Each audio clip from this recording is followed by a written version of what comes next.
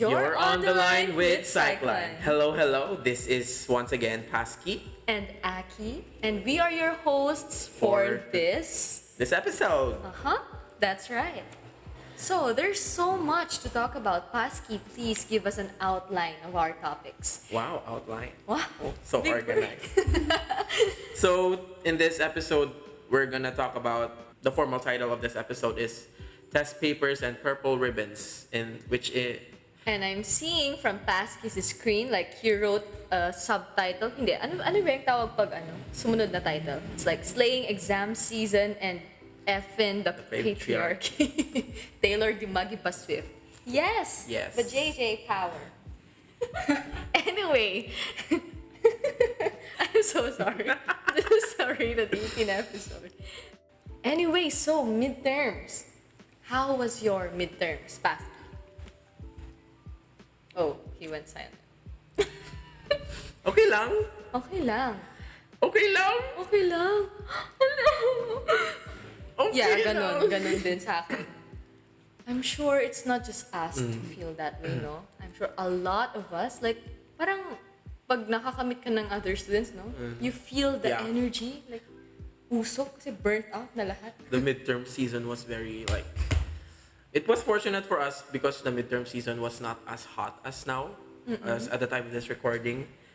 And how about you, Aki? How was your midterms? Please do not ask, boundaries and stuff. Okay. Oh?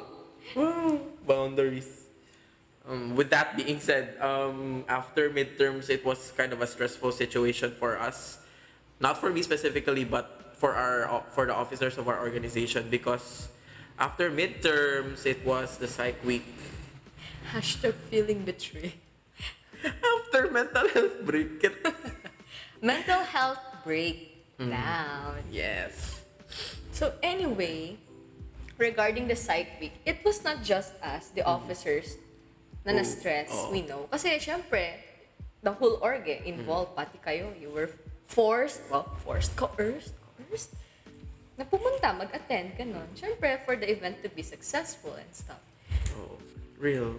And it's like hard because sabi nga, kasi sa atin, dun sa org natin, we're just 60. Eh yung ibang orgs, like they have from first years to fourth years. So the manpower is really, vast compared sa atin na tayo-tayo lang. Pero that's okay kasi we'll have our addings next year. Next year, hopefully.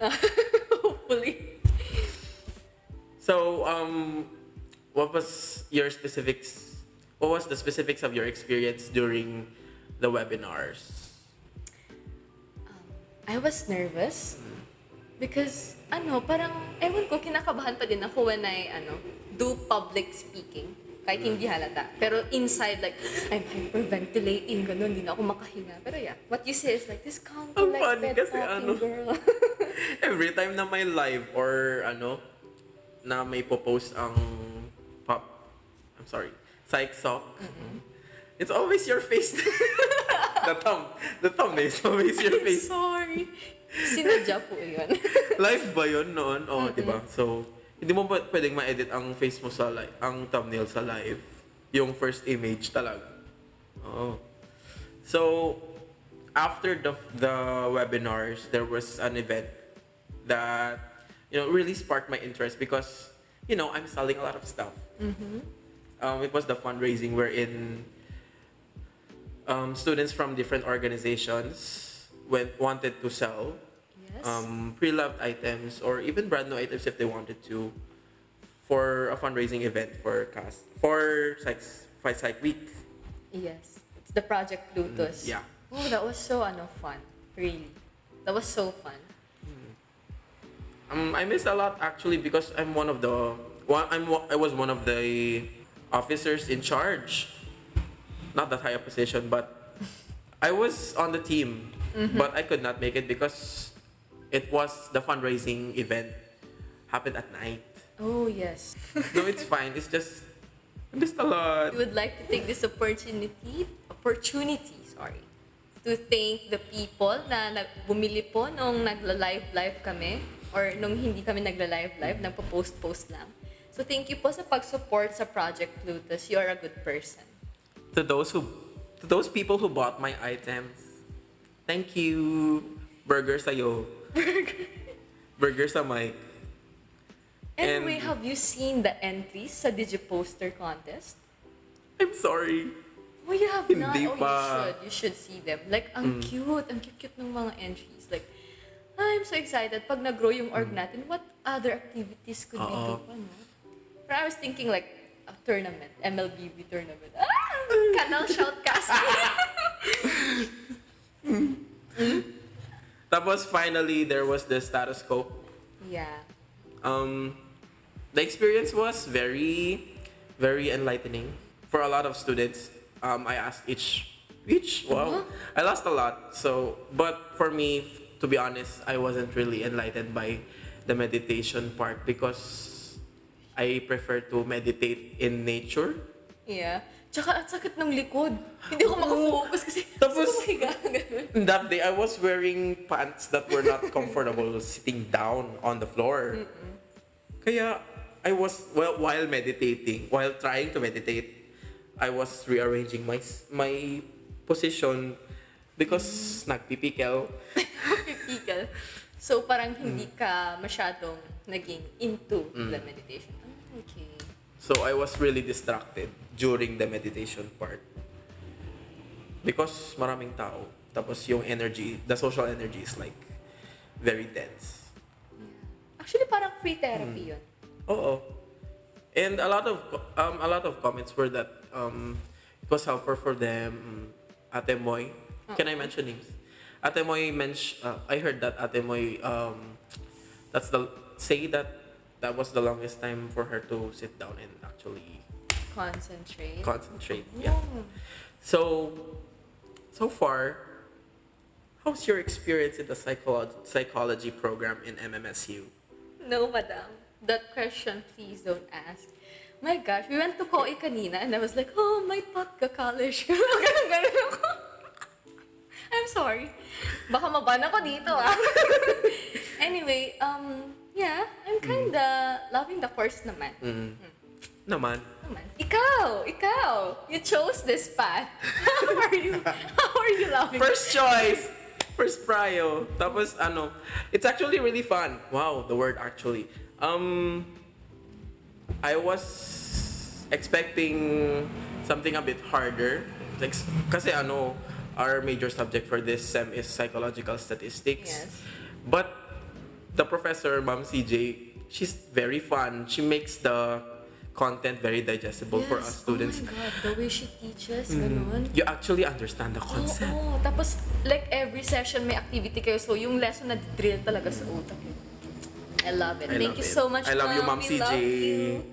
Nakamakdo kami. Ay, So, sa mga future psychology babies dyan, oh my gosh, abang-abang. abang-abang. Kayo Your yung major mga... subjects will be fun. Kayo ang tuta na. Speaking of future psychology babies, ay! Tapos na ba yung MCAT? Tapos na ba? Yes, ata. Oh. Ay! Tapos na ang MCAT. So yeah, I guess we'll just see you, future psych addings and future stallion addings, if you decide to Come here. come here sa MMSU. Come to us so we can have money. No, that's wrong. Joke lang.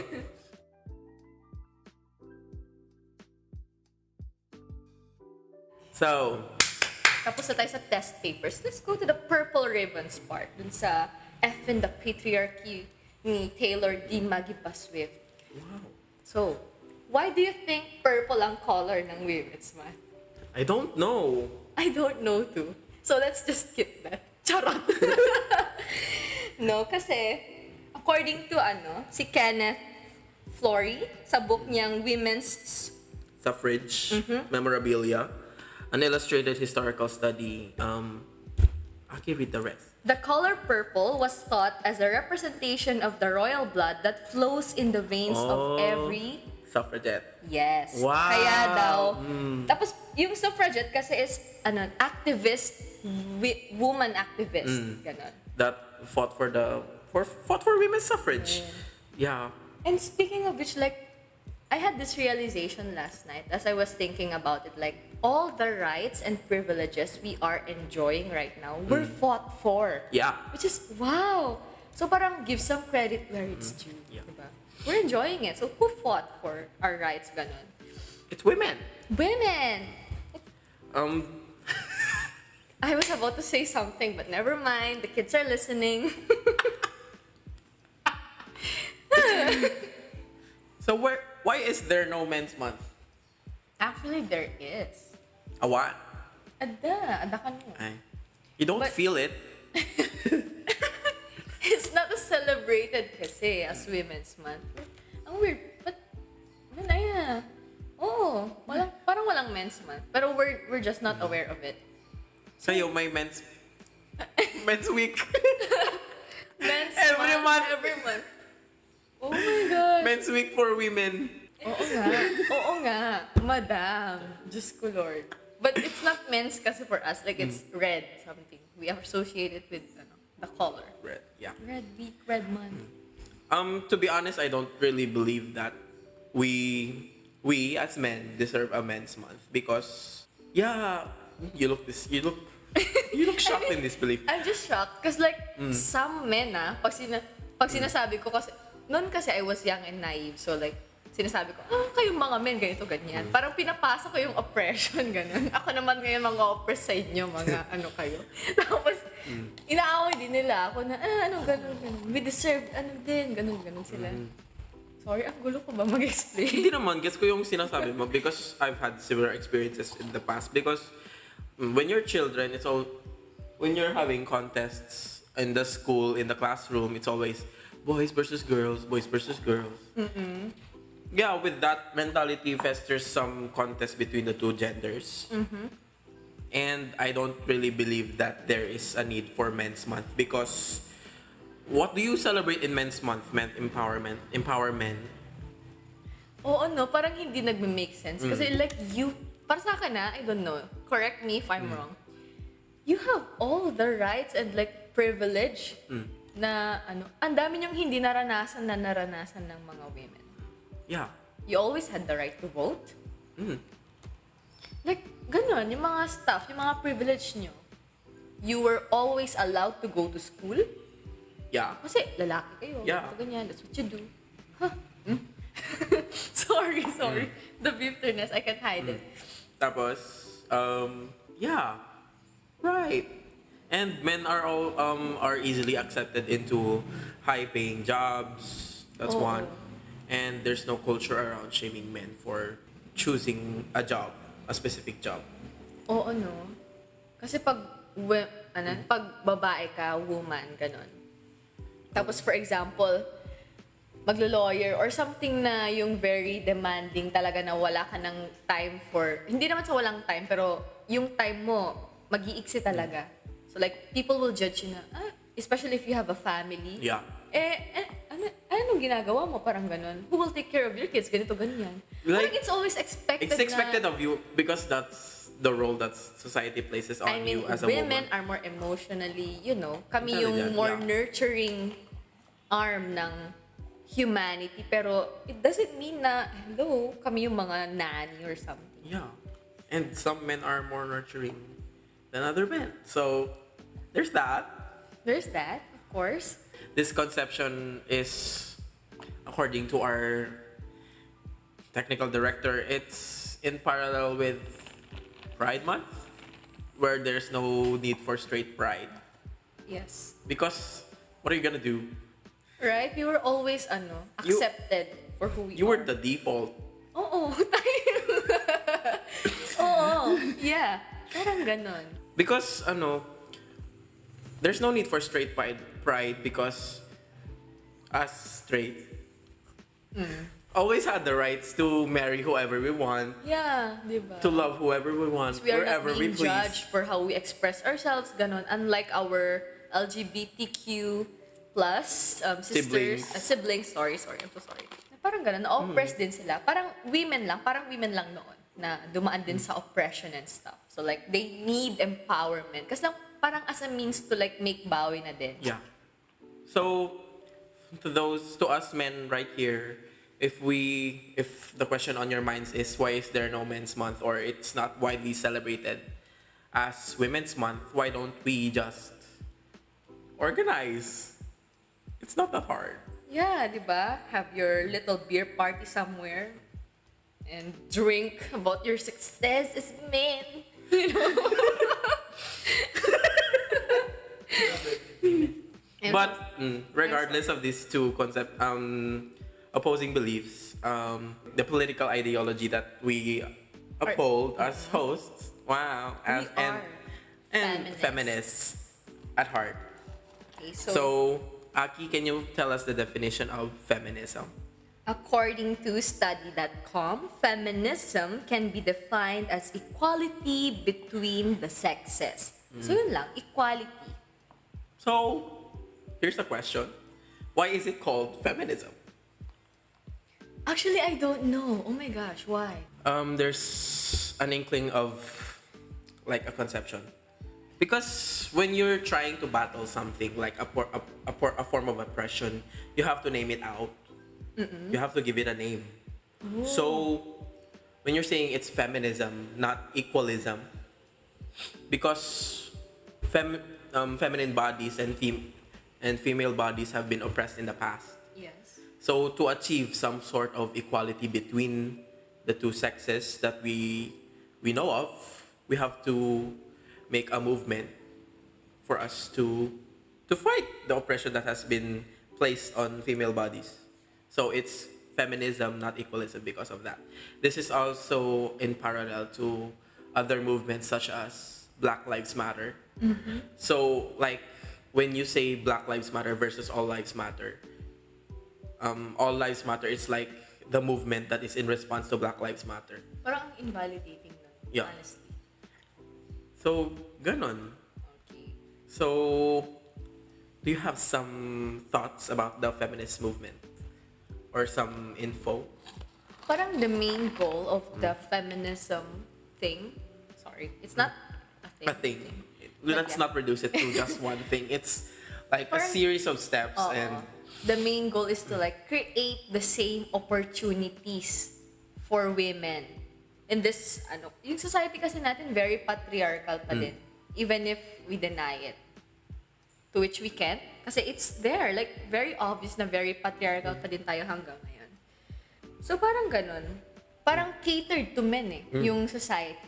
So, that's what feminism is trying to, that's one of the objectives, kumbaga. We are trying to create opportunities para maging equal for both men, women, and the in-betweens.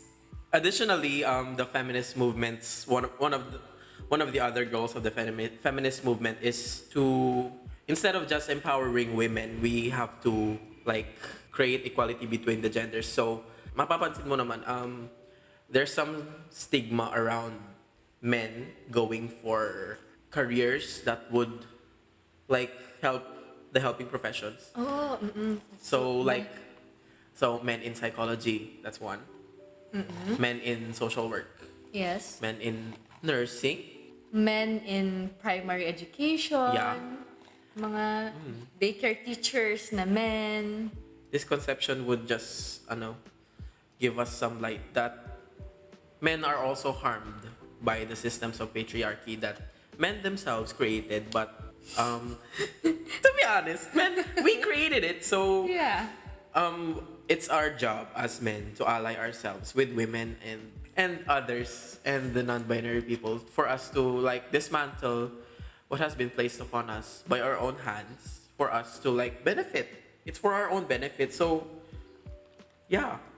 So for feminists, we are part of the movement. Yes, we are. Believe it or not. Because the point of feminism is to abolish the patriarchy and the ideas that come with patriarchy, so such as men helping with childcare. That's one. That's for men not to participate in those roles. It's toxic masculine.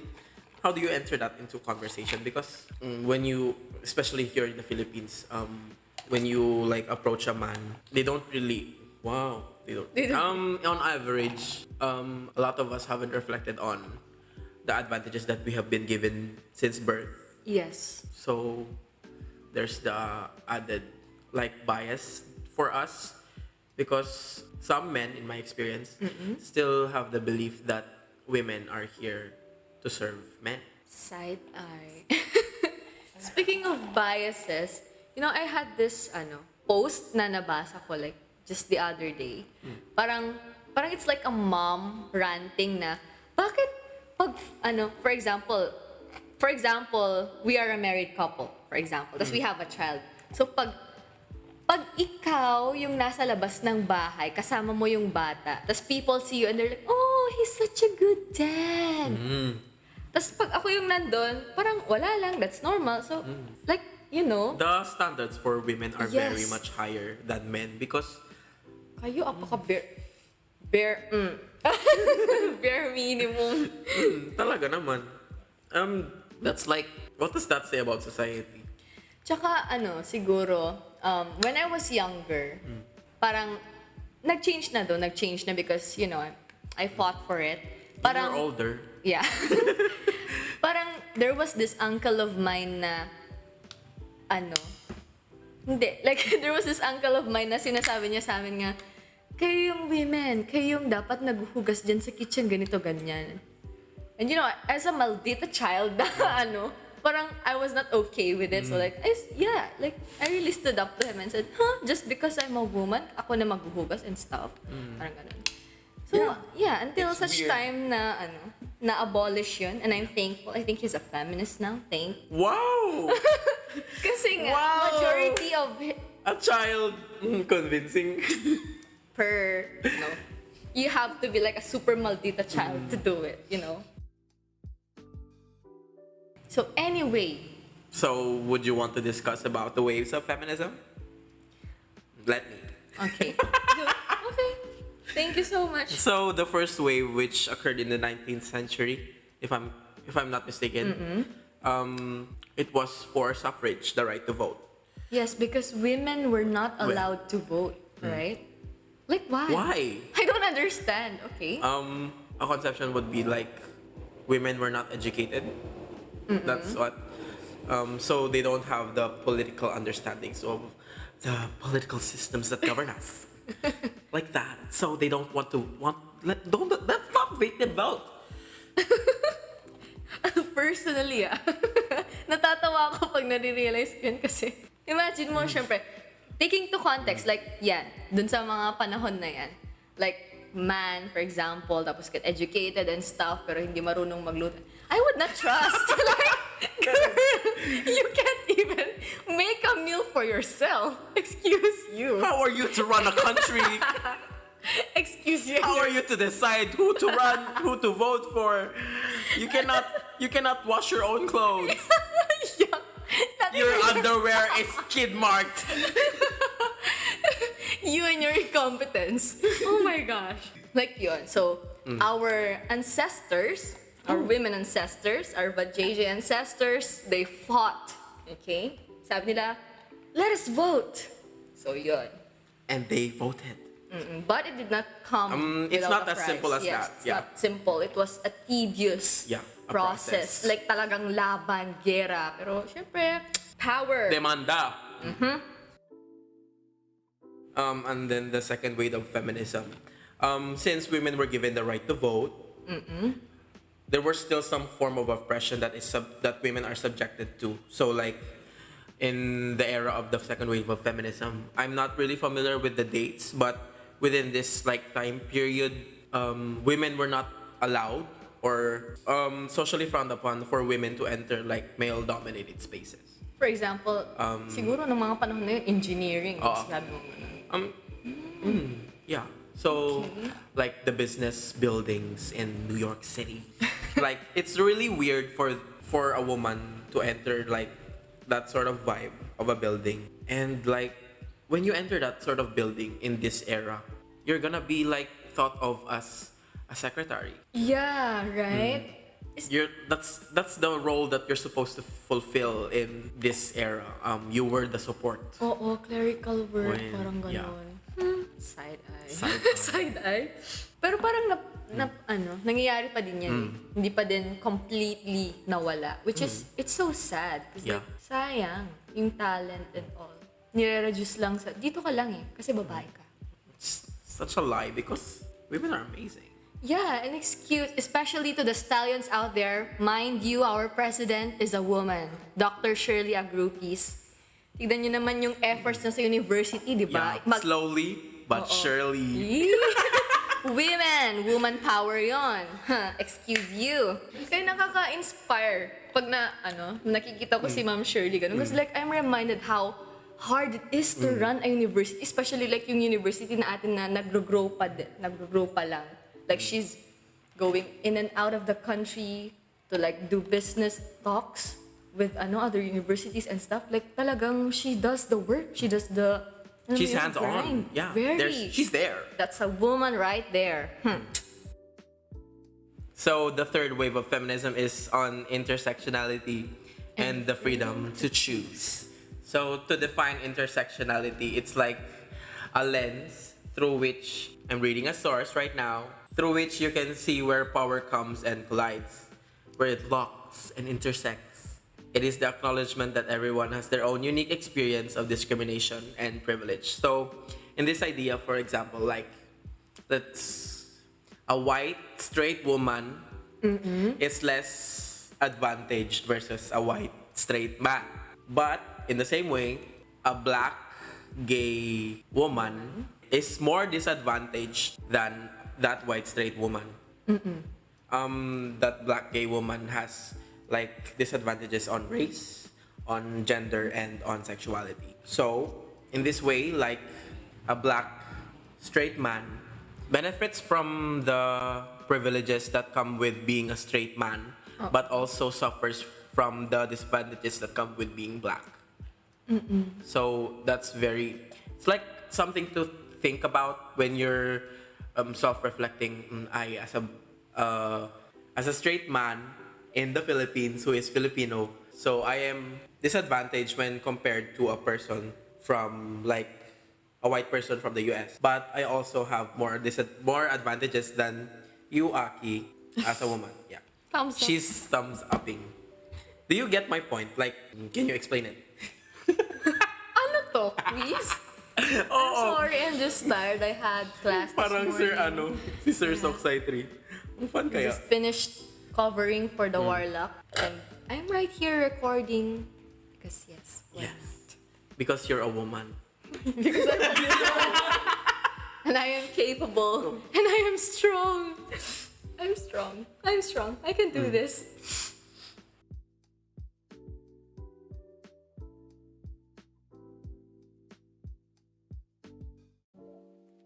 So, as a woman in psychology, as a transition.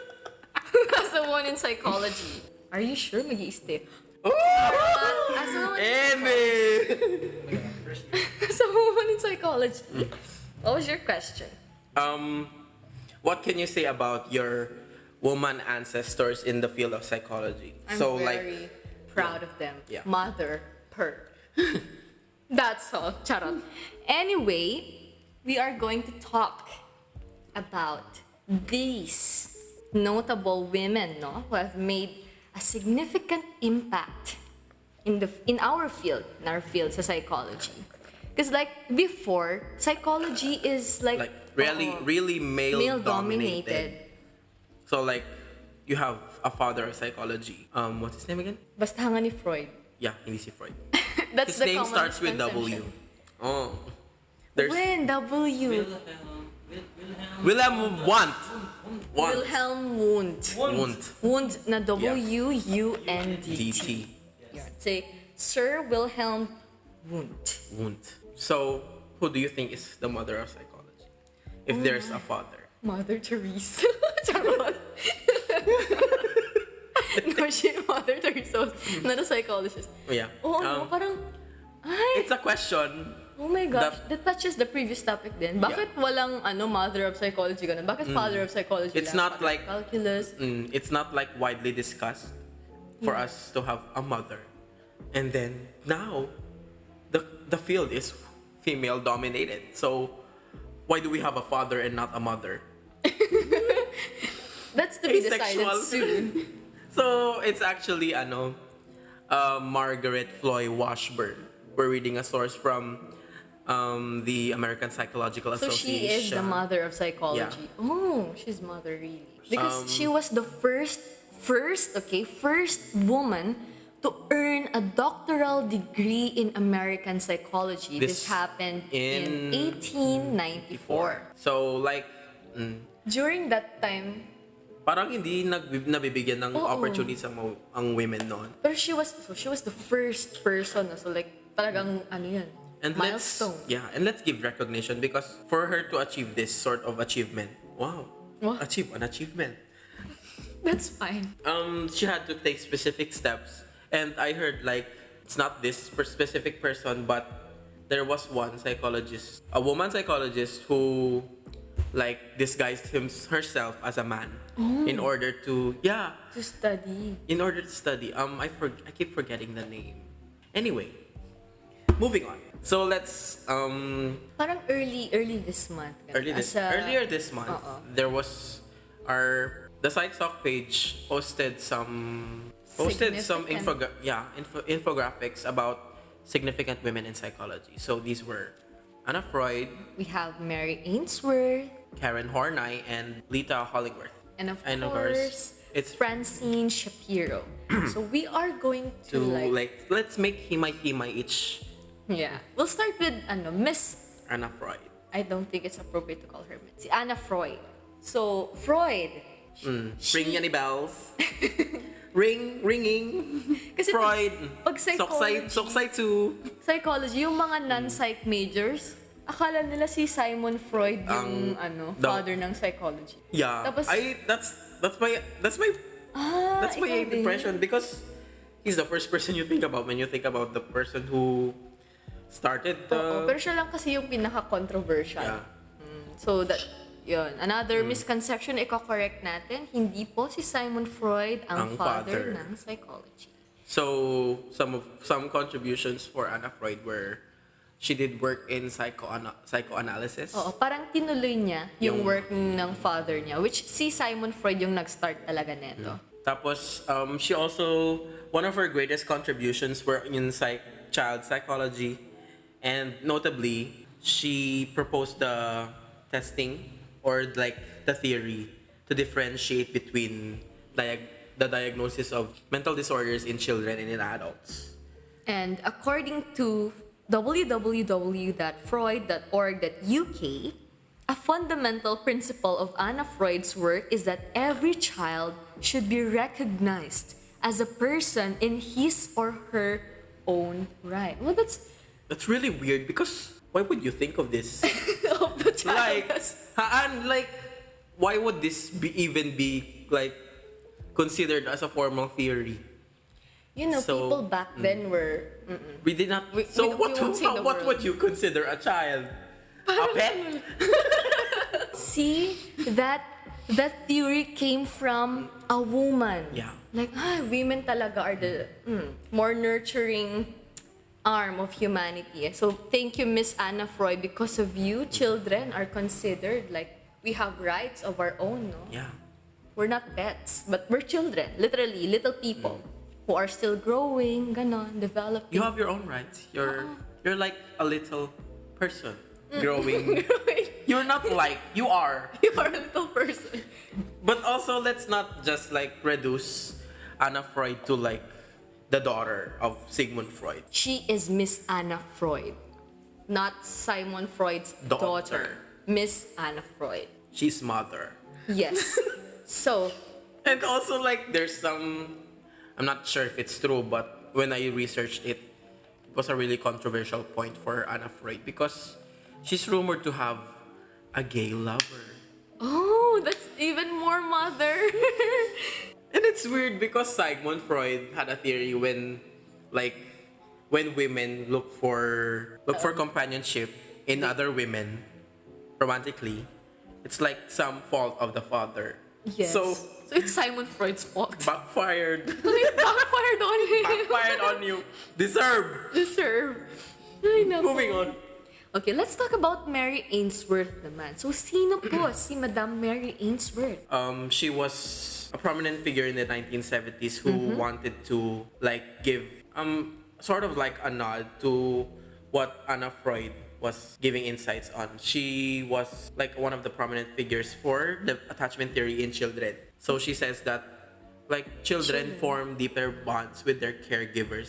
This is in the 1970s. Oh, parang it was it's a must dapat. Yeah. Yeah. For like not just mothers but also fathers, for them to have better connections with their people and parents. They have to like spend time with them. So when you're a child, when you're a baby, I'm swinging my hands back and forth. Yeah, he is. When you're a baby, you need to be Like- tended to. You need to be taken care of. Not just when you're a baby though, but like Your also when- formative years. your Your formative formative years. Those are very important. Yeah. So like children need to have some sort of dependence to their parents, in Yes. not just agad-agad na itinulak sa labas. Ina-assist ka pa din. So Dapat lang. so that's like some form of security for them. Because you are a little person who knows so little about the world, right? Mamamatay ka pag ano. Talaga. Hindi naman agad-agad, pero gradually. Next is Madam Karen Hornay. Hornay po yun. horn eye. Remember, not what you're thinking. Hornay. So, si Madam Karen naman, siya yung nag-criticize nung theory ni Freud regarding the psychosexual development and the, oh my gosh, the penis envy. Like, this... So it's Psych-100. Psych-100 take Oo. psychosexual development. So imagine when this is the theory of Freud. When you're a child, you, as a person, as a human being, your like purpose in life is sex. Sorry, that was a bit loud. Parang That was a bit loud, but sexual kasi yung insight ni Freud. and like to put this type of standard on children. When, parang, And then, like- that's problematic. And then that them not having to develop properly, that would create some sort of issues when you grow up. That's weird. And parang- and then there's penis envy. So the penis envy is like the theory that like women, so women referring to children who were born female, it's like they envy men for having a penis. Huh? Why would why would I? Right. Why would I envy Which was the you? question of Karen Hornay. That was so slay of her. Yes, diba? Like, excuse me. Why? And I don't know if it's actually true, but you should research this, dear listeners. Karen Hornay added another conception deriving from Freud's penis envy and creating the concept of womb envy. Yoy. Wow! Womb Wow! Happy ka pag gano'n. I'm a feminist. I'm a feminist. No, I'm reminding myself. I'm not stating it. I'm just reminding myself that I'm a feminist. So like womb envy is like the men state that boys have the that you envy women for, like, having the ability capacity to give birth. to continue the generation. What? Wow. Like, But do you envy women for having wombs? Do those women who have wombs though? no, No. because Oh, diba? It's not real. So is the penis envy. and also I know a lot of women who don't like having wombs. Right? Not just like it's an excess body part for them because they don't want to give birth. That's one. And a monthly week of pain. Yes. Oh my gosh. Don't even start. There's also this. You don't know the pain we go through. Yeah, every every month. week. And then there's another menstrual cramps. Yes, and the painful spasms each and every time. Oh my gosh. The fatigue, the nausea, the what else? The headaches, the frequent headaches, the mood swings. Can you like say it like you're a Harry Potter character? It's reciting spells. Ayoko. Lucia! Anyway, let us move on to Miss Imagine. Lita. Lita Hollingworth. Ayan. So, Lita Hollingworth's contribution was on the psychology of women. So within the time frame of her relevance, there was a time when men are considered to be more intelligent than women. Oo. So what Lita Hollingworth's mission was to disprove that theory or prove that there is no significant difference. Yeah, Wow. between men That's and the null women in terms of hypothesis. intelligence, no? So she also specialized in gifted children, especially gifted women who were more intelligent than men, than average men.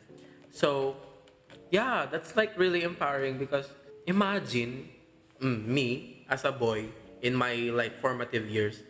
There's this idea in Lita Hollingworth's time that men are more intelligent than Intelligent. women.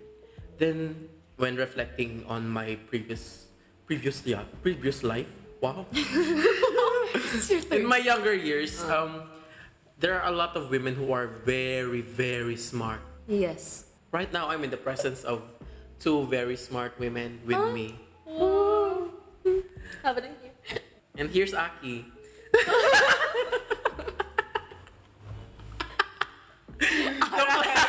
Aray. Joke lang aman. Alright. Yes, it's Aki and our technical director, Shania.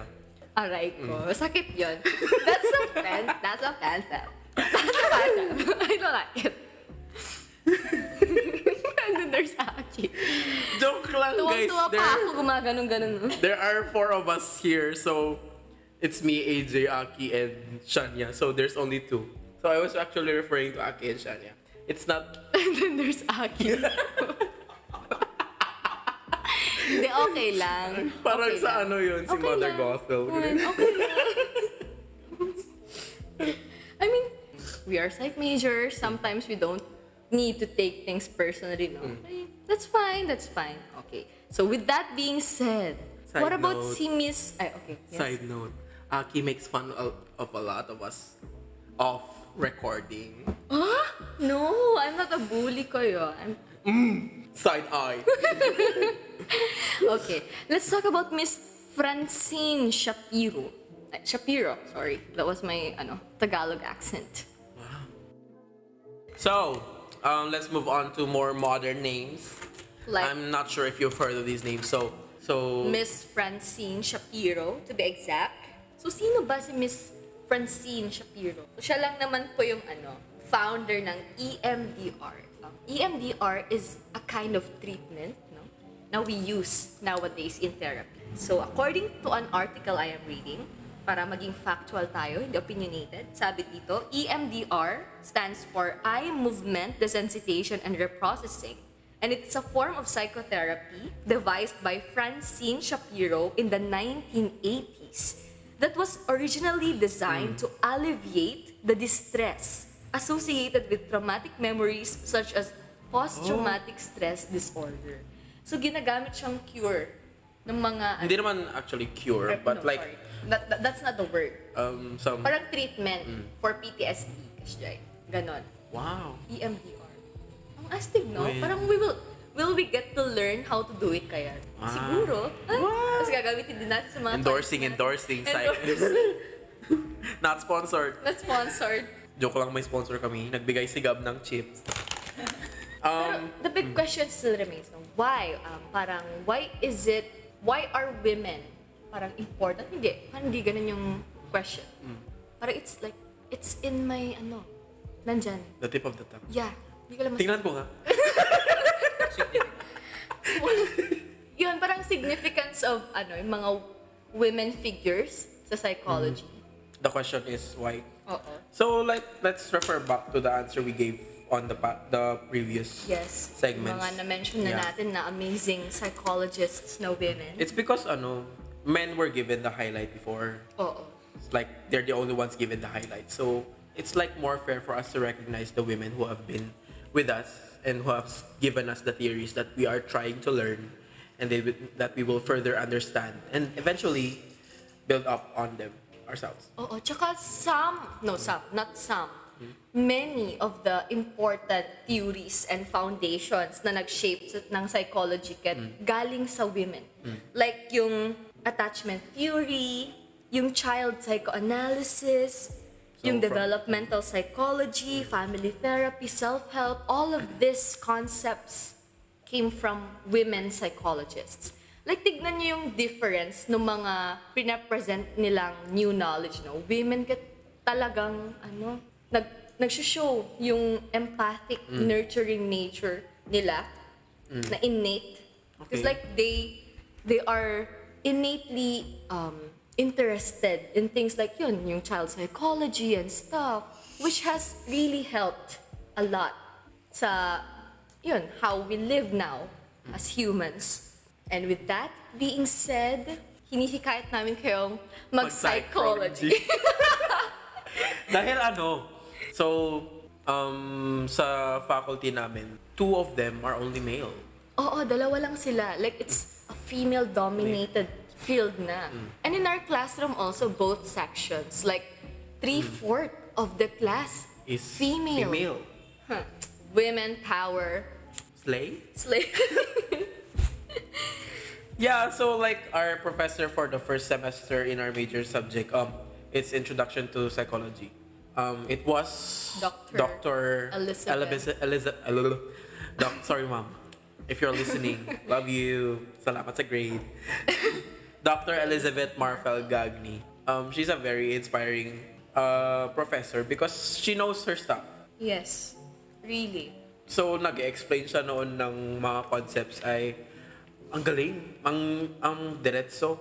Well, very straightforward, no? Tsaka nag-a-add din siya ng mga supplemental. Like, I like that. Nakaka-inspire yung mga women na maalam sa behavior. Like, And now, it's Ma'am CJ, our professor in psychological statistics. She was if I remember correctly, she was the top 7 of the Sa board exam ng psychologist. The entire so our Philippines side, yun po, Well, amazing.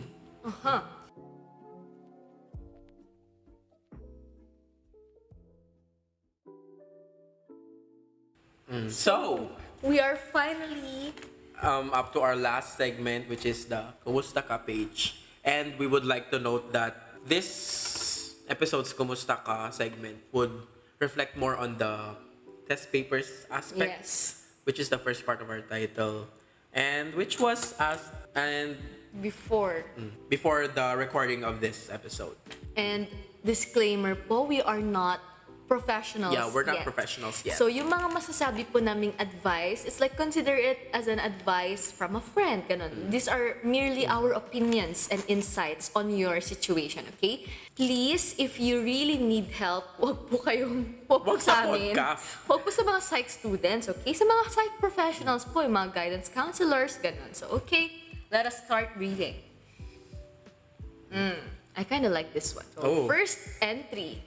Oh my gosh. Oh my gosh. This person says, how to deal with terror prof. oh my gosh. 1, drop. Number 2, move on. Parang this reminds me of the time na we went to our program facilitator for the... Oh! Si Ma'am, Yeah, same kind of issue. Noon. Secret. Noon. Sino? Secret. Noon. JC. Ay, Pascy. Sorry. Noon. So, how to deal with terror prof. Tapos, ang sabi niya sa amin, Yeah, that's it.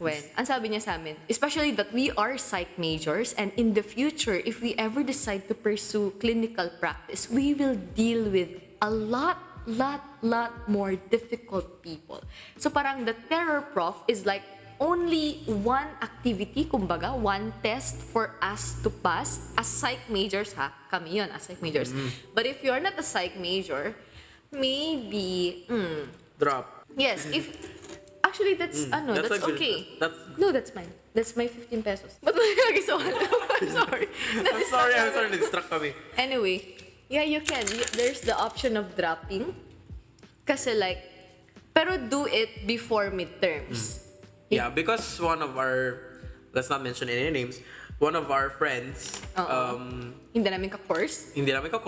or ka-course namin, secret. You never know. Or baka ako pala yun. Char. Hindi niya kinaya yung workload. Especially since yung class daw is 7:30 in the morning. And they're from a very far place. Kaya, ang nagdesisyon siya, a late decision daw, sabi ng program coordinator nila, na i-drop yung course. Kaya yung sabi ng program coordinator niya is, ikaw yung mag-a-adjust. Bear with it na lang. Kasi if it's too late to drop the subject and change profs in the future, like, parang, this may sound invalidating or whatever, basta negative yung but you really have to bear with it kasi wala kang choice, Miss Ma'am, Mix Ma'am. Because like, wala if you don't, if you don't bear with it, you're looking at future stresses or like, even worse, if you really don't like this prof and this prof is really messing your mental health and such, sinkos, ganun.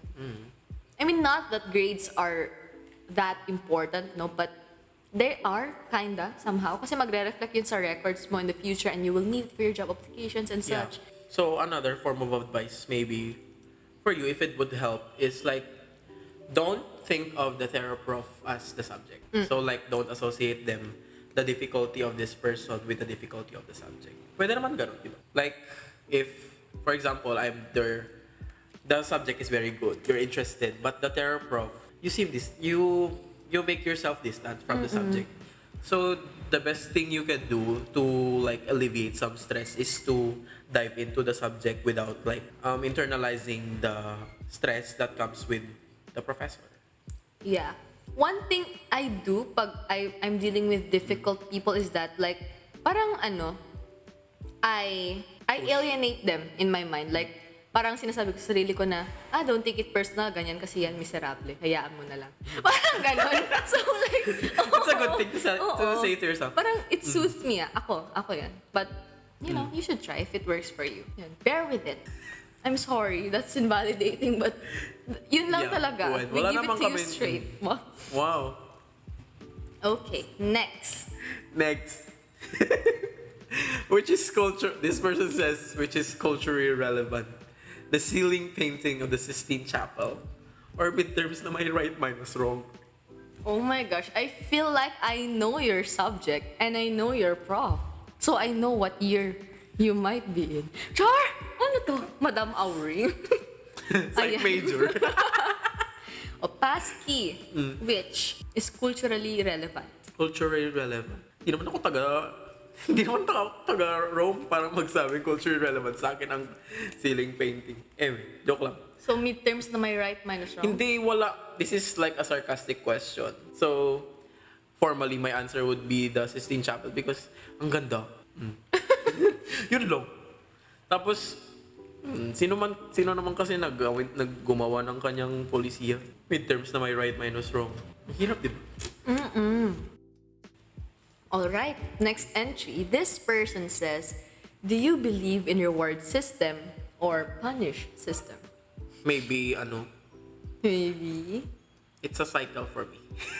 Because like, when you don't get the reward, that's a punishment in itself. Aww. Sa akin kasi like, ang hirap noon.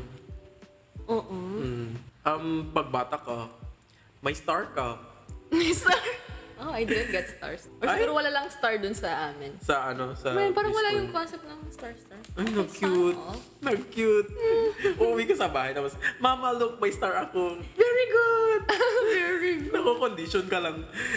Ano ngayon kung may star ka? Parang ako, I don't believe in like either. Yeah. Kasi, siguro, I don't know, there was a time na I had this certain assignment, tapos ayoko talaga siyang gawin. Like, gusto ko na matulog, ayoko na siyang gawin. Tapos parang naiisip ko, why should I deprive myself of sleep? Just because that abomination exists, Parang yun. Like, I don't know.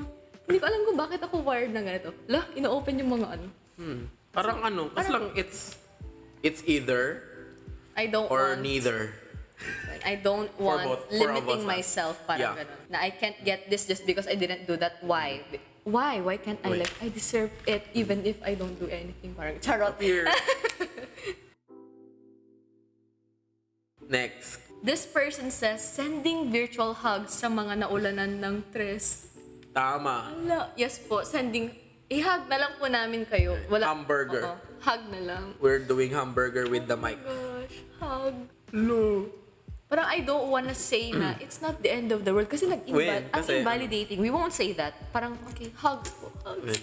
Eat your favorite foods, take a Matulog walk, ka. breathe. Oo. We're not, I won't say any further. Baka ma-invalidate ka. This person says, how to not cram or unprocrastinate yourself. I am not. You're not a crammer? I am not eligible to answer this question. Same. Both of us are crammers here. Yes, master crammers. Hindi ko nga alam kung bakit. Kasi ano, if you cram, you still do it and you still do it well. That's why you cram. Nakakondition yung brain mo. You still do it well even I if you read have a TikTok comment that said, I will stop cramming when I become so bad at it. Oo, that's it. Don't cram your thesis though. Pero this is my siguro controversial opinion. I don't think cramming is bad. Because like it develops you. You will be someone who is valuable in a field na sobrang mataas yung pressure because you work well under pressure, you work efficiently under pressure. Alam mo yun, nagtathrive ka with pressure and chaos. So, bagay mo yung mga jobs na, alam mo yun, yung mga high-paying na sobrang stressed, ganun. Hospital, ganun. And I don't think cramming is so bad. Siguro some aspects lang, pero not all. Na parang crucify kasi masyado yung cramming. Pero there are some like works that don't deserve to be crammed. Oo. There are some works na hindi dapat, like parang research, di ba? Like research. RRL. Hello, students. Do not cram the RRL. Me. Me to be. Me to me. Do not like cram a video editing because it's so tiring. The energy you have. Yeah. Depende sa strengths mo. If you're like good in writing, you can cram your essays because you're good at writing, di ba? The words will come to you naturally when. What if 20 pages? Tsaka it's... oh my gosh! Nag-cram ka noon? Yes. And I still finished the 20 pages reflection, by the way. Ooh. So ayun lang, parang wala yung one box na it fits all. Parang kanya-kanya ganun. Find what works for you. If cramming works for you, then good. But not everything should be crammed, okay? If cramming does not work for you, then stop. So if this person really wants genuine advice on how to not cram, an advice would be, let's look at the self-help books in today's pop culture. So Atomic Habits, that's one. Parang I kinda read an article noon about cramming when I was trying to help myself, which did not work, by the way. Because, I'm unwilling. Iba yun eh. Kasi hindi talaga mag-work if you are unwilling. Yeah. If you are willing mag-work kahit ano. So it's like small steps in multiple days. You have to think that the more you delay it, the more nga na mapapagod yung utak mo. Kasi it's just there. It's stuck there na to do, hindi ma-erase. So you need, alam mo yun, parang isipin mo na lang na, you need to conserve your energy. So, do it now. Para hindi mo siya, mabigat yan sa brain. So, like, just do it now. Try to do it now. Or try the 5-second rule na, in 5 seconds, you start to do something. If you don't feel the work within like 5 minutes. Or like, parang makipag-deal ka sa self mo na, okay, 2 minutes ko lang siyang gagawin. Tapos, hindi mo na mamamalayan yung 2 minutes, mag-extend na pala. Parang ganun. Just start. For some people, cramming is a kind of productivity tool. So like, find what works for you. Find what works for you. Or how to procrastinate yourself. Look what's helping you procrastinate and then like develop some sort of system for you to not have access to such things. For me, I'm a procrastinator because one, I'm an avid Netflix user. So like, when there's a test, I don't review. JC. I review the next day. On the day of the exam. So, what I tried to do is deleted Netflix and TikTok. So, try that. Kung pwede naman. Kung pwede, pwede. Slay. Alright, next. So, this person says, paano mag-divide ng time or mag-sked for different selves? Wow. Especially may iba't ibang determinants na hahadlang sa'yo to finish this school year.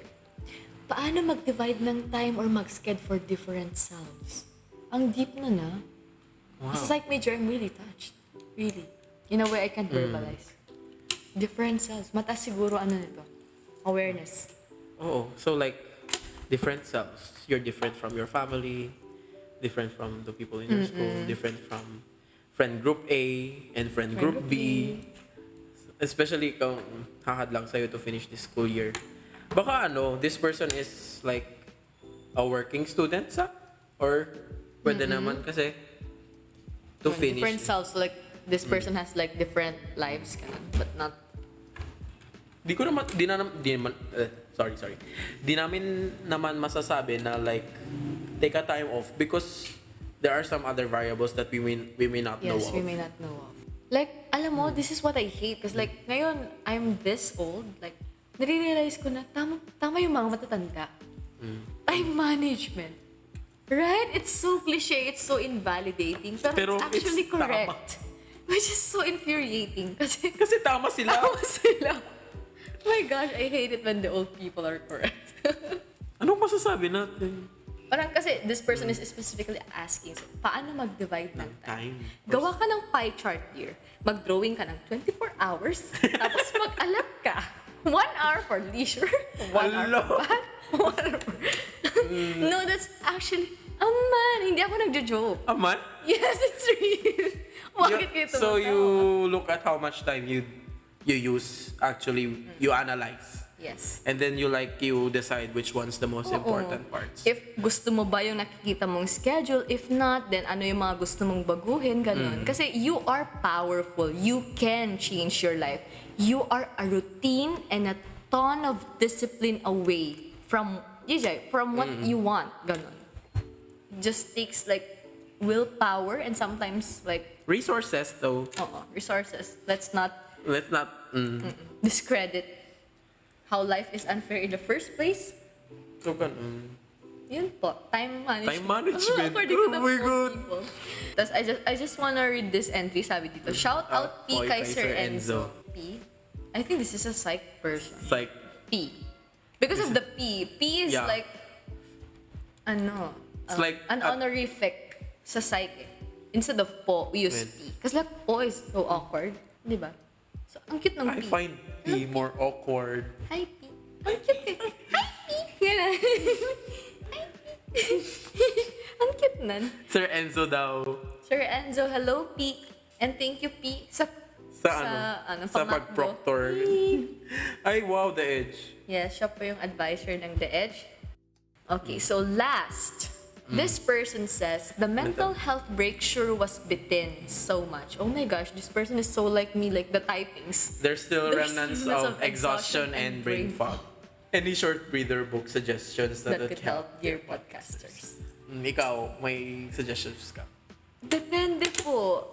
Baka kasi yung genre, I'm a fantasy kid. Yeah. I noticed. So like, ayoko ng mga hindi fantasy. Kasi nagbabasa na nga ako ng libro to escape what we are in, the reality. Ayoko naaalala yung mga neoliberalism, yung mga oppression of the women, gano'n. Ayoko naaalala. Gusto ko pumunta dun sa Hogwarts and stuff, gano'n. Like, gusto ko ng, so siguro I recommend, for me, kasi breather yung mga gano'n. I read because I want to escape all of this. Like, yun. So parang, I went into fantasy and I found that. Dun yung place na... Ano yun? Parang yun yung, pag nababasa ka kasi ng fantasy, it's like really it's different. When parang when you gives think of hope. when you think of fantasy, it's very heavy because you have to learn the world. Sometimes... Pero no, the feelings. What is it? What book? Anong book? Ay, yung i-recommend ko. Ikaw nagtanong nito eh. Kaya ka eager. Hindi. Wala What do you want? Published or unpublished? Char! Kung published, siguro the book na I have read this book for like 100 times now. And pag dating ko sa bahay, this weekend, babasahin ko ulit. Kasi naalala ko. Kiss of the Royal. It's like one of the most... Magaan lang siya. Hindi siya yung other fantasy books na pag may downside talaga na-stab ka sa heart. Ito yung magaan lang siya. Sarap niyang basahin paulit-ulit. Kiss of the Royal. Yes. From me naman, because I'm an avid reader din myself, what I would recommend is like, it's a coming of age story. I don't know if you've read this because it's a very popular book, but it's very heartwarming. So I would like to recommend Aristotle and Dante. Discovers the secret of the universe. I know there's a second book, and the second book's much more, it's longer. But when you read the first book, it's like brushing through because the chapters are so short. Like one chapter can be a page long, another is 2 pages. So you brush through the lives of these characters fairly quickly. And if you like don't like the genre of coming of age and like gay romance, I'm gonna say it's gay romance. If you're homophobic, sorry. Another is like any book by V.E. Schwab, because again the chapters are very short. You're gonna get overwhelmed because when you look at the books, they're very long. They're thick, but the chapters are easy to go through. Oh yes, it's digestible. Yeah. So my first read from V.E. Schwab was Vicious. Yeah. And then the second book is Vengeful. So Vicious is about it's urban fantasy. It's urban fantasy that talks that revolves around the life of, I forgot the name of the character. No. But it's fun. It revolves around the life and the experiences in the past of a character who discovers that there's a method for a person to get mutated. So like May pagka-sci-fi. Yeah, it's sci-fi. It's like X-Men, but for one person to get mutated, you have to go through something traumatic. Like it's not very dark. It is dark. The vibe is very dark, but it's not like trigger warning. Uchiha. Depende. Mo siya rin. Pero I'm not gonna spoilers. Huwag ka mag-spoil. Nire-recommendan mo nga eh. Ay, hindi spoiler yun kasi it's like one of the very first things you know. So it's not a big reveal. The main character's power is to control the pain tolerance. So if I'm I remember the character. It's Victor. Victor. He's victorious. Victorious yung name? Victor. Tapos yung power niya is itaas or ibaba yung pain tolerance mo. So if I up your pain, if I lower your pain tolerance and then I make pitik you. So that makes the pitik like 1,000 times more painful. Oh, yeah. That's a cool power. She's thinking, what if I mutate myself? Hindi naman ako ganun ka-evil. Ikaw naman, nire-review mo ko eh. Anyway, The Little Prince. Basa, may book. Hindi mo pa nabasa? The Little Prince. I know there's a book, but I don't. Yeah, oh my gosh, read it. It's so, Nag-feel good. Makapa-existential crisis lang, but it's good. So, like, Ari and Dante, or V.E. Schwab, anything from you.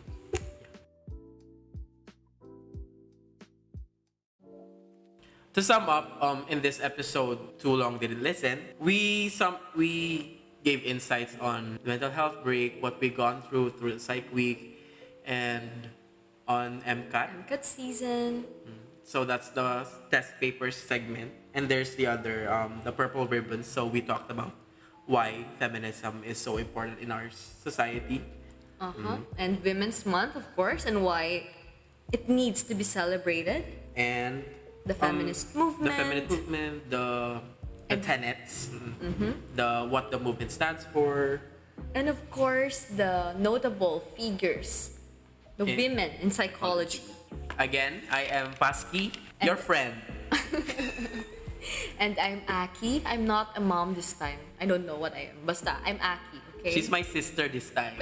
Sister. And I'm her son. Wow, yuck! Simon pa you. Char! So yun po. You're on the line with PsychLyne. Goodbye. Bye-bye.